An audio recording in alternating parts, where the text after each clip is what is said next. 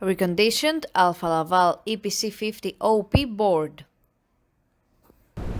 For testing, we add a 24-volt DC power supply. As soon as we turn the power supply on, the unit reacts, and after a while, we can see the message on the LCD screen.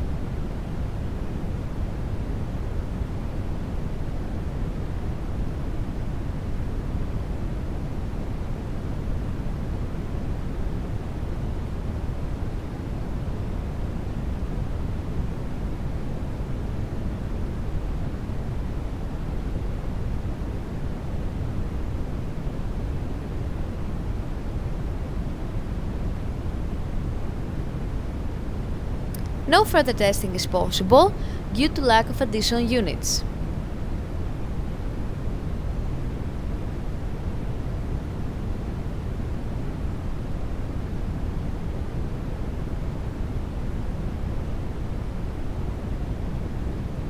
It is now clear that the board is working successfully and is ready to be delivered to the customer.